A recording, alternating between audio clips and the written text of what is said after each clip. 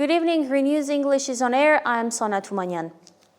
Yesterday, the peace agreement was published by mutual agreement. This was the very document that was signed with the mediation and in the presence of Trump. Let me mention a few of the main points. Armenia and Azerbaijan recognize each other's territorial integrity within the borders of their republics from the Soviet Union period and commit to respecting those borders. At the same time, the borders are yet to be specified through delimitation. Let's get acquainted with the content of the document in our report.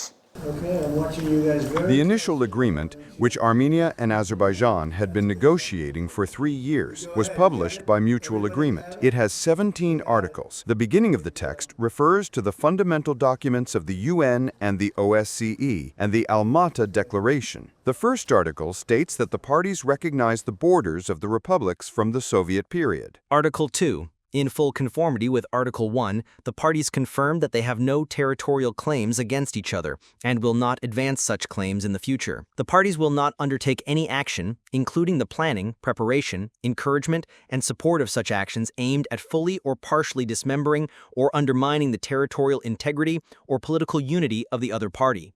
The third article states that the parties, in their mutual relations, will refrain from the use of force or the threat of use of force against territorial integrity or political independence, or in any other manner inconsistent with the UN Charter.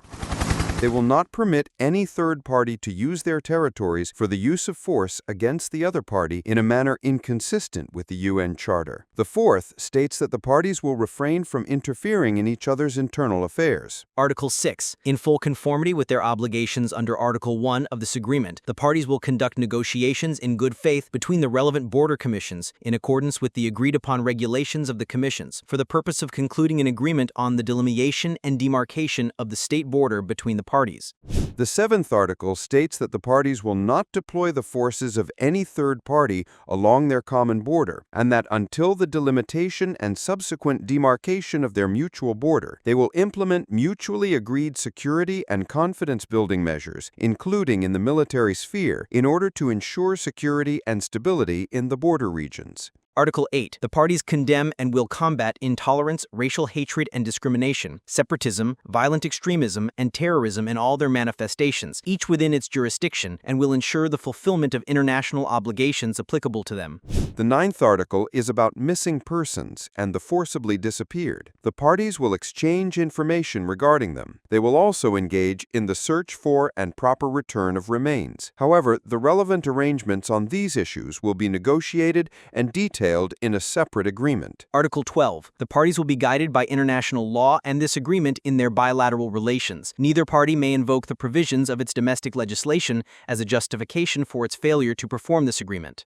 An Armenian-Azerbaijani commission will be established to monitor the implementation of the agreement. Within 1 month after the agreement enters into force, the parties will withdraw, cancel, or otherwise resolve any and all interstate claims, complaints, protests, objections, proceedings, and disputes submitted in any legal forum relating to issues existing between the parties prior to the signing of this agreement, and will not initiate such claims, complaints, protests, objections, or proceedings, and will not in any way become involved in complaints, protests, objections, or proceedings submitted by any third party against the other party. In addition to withdrawing all claims, the parties also commit not to carry out, encourage, or engage in hostile actions against each other in diplomatic, informational, and other spheres that contradict this agreement, and will hold regular consultations for that purpose. A Putin-Pashinyan phone call, an earlier reaction from Zatulin. How was Trump's entry into the Caucasus received? It is being openly discussed in the international media that Russia is being pushed out of the region. According to them, this process is being facilitated by the US and Turkey. Moscow's reaction to the signed document seems ambiguous and contradictory. Simon Hovanesyan has been following the Russian side's reaction. 3 days after the meeting with Trump, Pashinyan spoke by phone with Russian President Putin. He presented the main points of the signed document. According to the official statement from the Armenian side, Putin and Pashinyan agreed to continue active contacts and political dialogue. The statement released by the Kremlin about the same phone call is also interesting. First, it is emphasized that it was Pashinyan who called Putin. The president of the Federation spoke about preparations for a meeting with U.S. President Donald Trump in Alaska. The Prime Minister of Armenia welcomed the steps aimed at a peaceful settlement of the Ukrainian crisis. The Federation is ready to contribute to the Armenian-Azerbaijani settlement and the unblocking of transport links, in accordance with the trilateral agreements reached in 2020-2022, Putin told Pashinyan. Putin noted the importance of steps that contribute to ensuring stable peace between Yerevan and Baku, the Kremlin statement said. Although the press releases are restrained, according to experts, passions are running hotter in Moscow. When we look at the commentary from media and expert circles, even those connected to the government, there is no doubt that everyone notes that this is a de facto defeat for the Russian side, and that the main goal of all these agreements is to weaken the positions of Russia and Iran, Persia, and the region. Here, the norms of diplomatic etiquette no longer apply. Things are being called by their real names. The Ministry of Foreign Affairs of the Federation had reacted to the events, recalling Azerbaijan's previous positions and what they, the Russians, have done for peace in the region, including their combat losses. Zakharova had noted that Moscow is interested in the formation of a zone of stability and prosperity in the South Caucasus. America is making a move in the region and is coming to replace Russia, say political technologists and politicians, and as the international press writes. Since Saturday, the Washington meeting has been at the top of news headlines and in political discourse. The German public broadcaster Deutsche Welle writes that even after the Russo-Ukrainian war, Russia will not be able to return to the South Caucasus. After last week's events, Ankara and Washington have become the main geopolitical players in the South Caucasus region. It is they who will actively influence its future, not Putin. Deutsche Welle concludes, Trump and Erdogan have pushed Russia out of the South Caucasus. The MFA spokesperson had already addressed this thesis. The best option for resolving the problems of the South Caucasus is the search for and subsequent implementation of solutions developed by the countries of the region with the support of their immediate neighbors, Russia, Iran, and Turkey. She also stressed that Armenia is a member state of the EAEU and is within the organization's customs territory, and also that Russian border guards protect the Armenian-Iranian border.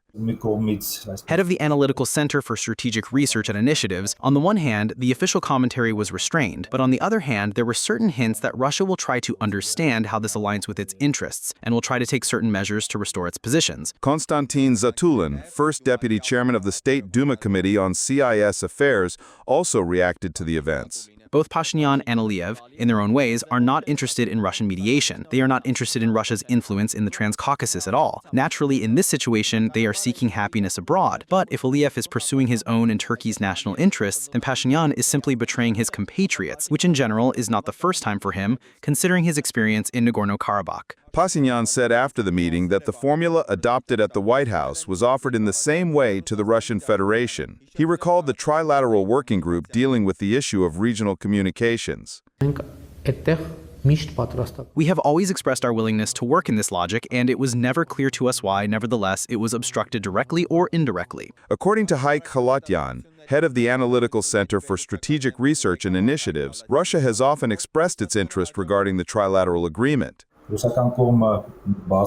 I also saw the Russian MFA statement, where a question was addressed, and it was noted that they want that communication to operate within the framework of the 9th point of the trilateral statement. I even remember when Deputy Prime Minister Overtook, who represents Russia in the Trilateral Commission, the Armenian-Azerbaijani-Russian Trilateral Commission, was asked a question. He noted that it would be very similar to the regime operating on the border with Iran, where there are Russian customs border guards, but on the other hand, Armenia's customs and other sovereign control over the communications is fully maintained. Volodymyr Zelensky and Ilham Aliyev did not miss the opportunity to talk after the Washington meeting. The president of Ukraine congratulated Aliyev on what he described as the historic Washington meeting. It is interesting that Zelensky did not call Pashinyan, despite the fact that Armenia, while being a Russian ally, did not shy away from sending humanitarian aid to Ukraine. Meanwhile, Aliyev is preparing to send $2 million in humanitarian aid to Ukraine. The deepening of Aliyev's anti-Russian stance can be explained by Russia's airstrikes on a Sokar oil base and and a Ukrainian-Azerbaijani gas compressor station. The pro-government press, not without instructions from the authorities, is also making threats. If Russia continues its aggressive policy against Azerbaijan's interests, then official Baku will begin to consider lifting the embargo on supplying Ukraine with armaments from its arsenal, writes the press, citing reliable sources. Simone Hovhannisyan, ReOpen Media. Pashinyan and Aliyev have not learned from Zelensky's fatal mistakes and that everything could end much worse. These are the words of the Iranian generals. Masoud Pezeshkian is not displeased, but he warns that caution is necessary, noting that one must be certain that this corridor will truly be a path for peace and development and not a means for foreign powers to realize their hegemonic goals. Armenia's deputy foreign minister is traveling to Iran. David Genjoyan reports on the sharp reactions from the Iranian side. The Prime Minister of Armenia had a phone call with the President of Iran and presented the results of the negotiations that took place in Washington on August 8th, emphasizing the opportunities for establishing peace in the region. Pashinyan noted that the regional communication routes will operate based on the principles of sovereignty and reciprocity. The Prime Minister thanked the President of Iran for his objective assessments and stressed the importance of his upcoming visit to Armenia. The Washington meeting became a topic of heated discussion throughout the region, and especially in neighboring Iran. According to experts, there are two main opinions in Iran. Let me put it this way. The hardliners, the proponents of a tough stance, speak more harshly and use harsh rhetoric, while the president and foreign minister offer more diplomatic responses. And it is what they say that we should, in essence, take as our basis. Iran has always been distinct in that there often isn't a single unified official opinion in the country. There are two armies in that country. There's the so-called deep state. We see that there are different branches within the government that very often make statements that contradict each other. Before the phone call, Pezeshkian had expressed satisfaction, noting that nothing threatens Iran's interests. It is not as exaggerated as the news makes it out to be. Iran's demands regarding this route have been taken into account. The only concern is that an American-Armenian company will build that road. Prior to that, Iran's foreign minister, Abbas Araghchi, had also addressed the issue in a conversation with journalists. The discussion of a corridor and similar issues is now completely set aside. The discussion is, so to speak, about a transit road that will be built on Armenian territory under Armenian sovereignty and jurisdiction. As for the company, as has been said, it is an American-Armenian company that will be registered in Armenia under Armenian laws and jurisdiction. Harsher reactions were heard from the Islamic Revolutionary Guard Corps. General Sardar Javan stated that Trump has deceived Aliyev and Pashinyan. It is obvious that Iran, Russia, and India will not remain silent in the face of this destructive event. If Azerbaijan's President Ilham Aliyev and Armenia's Prime Minister Pashinyan had thought even a little about the consequences of their decision to draw the US, Great Britain, and NATO into the Caucasus region, they would not have been deceived under any circumstances by the gambler Trump. In an interview with Iran's state television company, the former Iranian ambassador to Armenia, Sayed Ali Sagayan, reacted even harsher to the situation. According to Iranologist Armen Vardanyan, such polarized positions in Iran are not new, and he considers this picture to be natural. Iran is one of those few countries in whose case we should not be surprised. That country's system of government has always been this way, so to speak. Therefore, in essence, the conflicting statements no longer surprise anyone. That is, overall, yes, the basis for Armenia should be the statements by the president and the foreign minister. The reactions from Iran to Armenia-Azerbaijan negotiations demonstrated diversity of internal opinions, from diplomatic support to harsh criticism. Experts stress the importance of focusing on Iran's official position to strengthen regional stability. David Genjoyan, ReOpen Media. Pashinyan had a phone call with the President of the European Council, Antonio Costa. The Prime Minister discussed with Costa the initial link of the agreement on the establishment of peace and interstate relations between Armenia and Azerbaijan, the joint appeal to the OSCE to dissolve the OSCE Minsk Group, mechanisms, the unblocking of regional communications based on the principles of countries' territorial integrity, sovereignty, and jurisdiction, and on the basis of reciprocity, as well as the Trump's Path for International Peace and Prosperity project. Prime Minister Pashinyan emphasized that the established peace opens new investment opportunities for expanding Armenia-EU cooperation. The interlocutors also discussed issues related to the Armenia-EU agenda, as well as the organizational issues for the European Political Community Summit to be held in Armenia in the spring of 2026.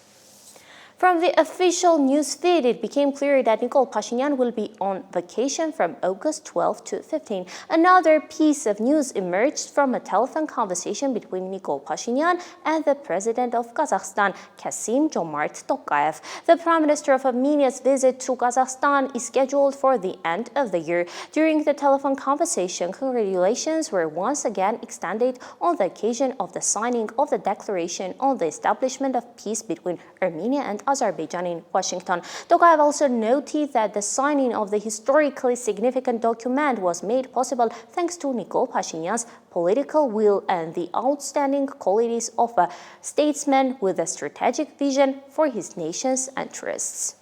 I should note that the president of Kazakhstan, Tokayev, is showing impressive strength and has received the 9th Dan black belt in Taekwondo, breaking a board with a single strike. Here is the video. The next phone call of the day took place between the head of the Armenian Foreign Ministry, Ararat Mirzoyan, and the French Minister for Europe and Foreign Affairs, Jean-Noël Barrot. The agreements of August 8 were discussed, and the initialing of the peace treaty between Armenia and Azerbaijan was highlighted as the most important milestone in the process at this moment. Ararat Mirzoyan and Jean-Noël Barrot exchanged thoughts on the implementation of the agreement on unblocking regional communications. By the way, on August 11, Ceyhun Bayramov had a phone call with the EU High Representative Kaja Kallas. Kaja Kallas stressed the EU's readiness to continue supporting the peace process. During the phone call, Kallas congratulated Azerbaijan on the signing of the joint declaration with the leaders of the United States and Armenia following the summit in Washington, on the initialing of the peace agreement, on the joint appeal for the abolition of the OSCE Minsk process and its corresponding structures, as well as on other agreements that were reached. The issue of the captives also did not escape Trump's notice. During the bilateral meeting with Pashinyan, Trump spoke about them and promised to mediate with Aliyev for their release. Pashinyan's spokesperson also noted that during the meeting with Donald Trump, the issue was discussed at Pashinyan's own initiative. So you say these are 23 Christians that you'd like to get out, right? 23? Because I'm going to ask him to do that. I think I'll do it for you. Yeah. That's important if you could, right? Speaking about the complexity of the Russian-Ukrainian war, the 47th U.S. president noted that in the case of Armenia and Azerbaijan, everything was almost as complicated. And in a Truth Social post, he mentioned that Pashinyan and Aliyev are now his good friends. Great honor being with the Prime Minister of Armenia, Nikol Pashinyan, and the President of Azerbaijan, Ilham Aliyev, as we signed a peace treaty after decades of war and death. These are two wonderful men and great leaders. They are now good friends of mine. The Eagle Partner 2025 joint Armenian-American military exercise was launched on August 12. The service members participating in the exercise were welcomed by the Chief of the General Staff of the Armed Forces, Lieutenant General Edward Asadian, and the U.S. Ambassador to the Republic of Armenia, Christina Quinn. During the event, the national anthems of the Republic of Armenia and the United States, as well as the Eagle Partner exercise anthem, were played. The opening ceremony concluded with a ceremonial march. To put it mildly, Armenia's opposition does not really believe in the peace agenda. The Armenian faction of the National Assembly has responded to the Washington meetings and the signed documents. According to them, the declaration has nothing to do with real peace. Moreover, they claim its articles contain new existential threats for Armenia and the Armenian people. The parliamentary opposition faction believes that this is an attempt to legitimize the ethnic cleansing and genocidal policing carried out by Azerbaijan against the Artsakh Armenians, the hostage-taking and sham trials, the erasure of the Armenian trace from Artsakh, the pushing of the Nagorno-Karabakh issue off the international agenda through the dissolution of the Minsk Group and the occupation of Armenia's sovereign territories. They argue that these points not only fail to end the more than 3-decade-long Turkish-Azerbaijani blockade and hostile actions against Armenia, but they also grant Azerbaijan an unimpeded transport corridor through Armenia's sovereign territory, creating additional conditions for limiting Armenia's sovereignty and for continuing the aggression. The skies over Anchorage will be closed on August 15 as Alaska prepares to host the leaders of the superpowers. Ahead of the scheduled Friday meeting in Alaska between Trump and Putin, European leaders will hold a video conference to coordinate negotiations with Russian President Vladimir Putin with the aim of ending the war in Ukraine, a German government spokesperson announced. The day before, Trump had stated that the parties involved in the war are close to a deal that could resolve the conflict, which has now been ongoing for 3.5 years. According to Trump, the deal could include an exchange of territories for the interests of both sides, which implies that Ukraine would cede a significant part of its territory. Ukrainian President Volodymyr Zelensky and his European allies consider such an outcome unacceptable, insisting that it would only encourage Russian aggression. Ukraine has re-established control over 2 villages in the Sumy region, Stepne and Novokostiantynivka, Kyiv's military leadership has announced, noting a small territorial advance on the border with Russia on the eve of peace talks between the leaders of the U.S. and Russia. The commander-in-chief of the Ukrainian army, Oleksandr Syrsky, stated that their forces are successfully advancing despite difficulties and are liberating Ukrainian lands. This advance comes at a time when Russia had been successfully continuing its push in several directions at once, with the goal of creating a buffer zone. U.S. President Donald Trump has stated that from the very first minutes of his meeting with Russian President Vladimir Putin in Alaska on Friday, he will understand whether it is possible to sign an agreement to end the war in Ukraine. Without elaborating, he repeated that territorial exchanges could be part of such an agreement. Trump criticized Ukrainian President Volodymyr Zelensky, noting that he has been unable to stop the war. Trump avoided confirming whether Zelensky would participate in the negotiations, while European leaders have expressed concern that such discussions could be advantageous to Moscow if they take place without Kyiv's participation. On Monday, the eastern districts of the Gaza Strip were subjected to the heaviest bombings in recent weeks, and Israeli Prime Minister Benjamin Netanyahu announced that he expects to complete the expanded offensive against Hamas soon. An Israeli airstrike in the area of Gaza's Al-Shifa hospital killed 6 journalists, including well-known Al Jazeera correspondent Anas al-Sharif, making it the deadliest strike against journalists in the 22-month conflict. French President Emmanuel Macron and other European allies have warned that Israel's new plans could lead to a catastrophe of unprecedented severity and an endless war.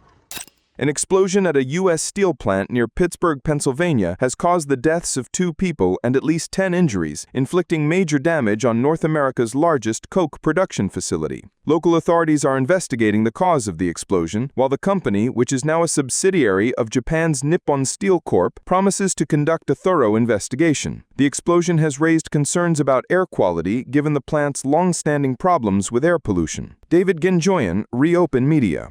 By the way, Hungary has voiced opposition to Trump's peacemaking ambitions. Prime Minister Viktor Orban has refused to sign the document with which the European Union's heads of state and government welcomed the efforts of the U.S. President Donald Trump to end the aggressive war waged by Russia against Ukraine.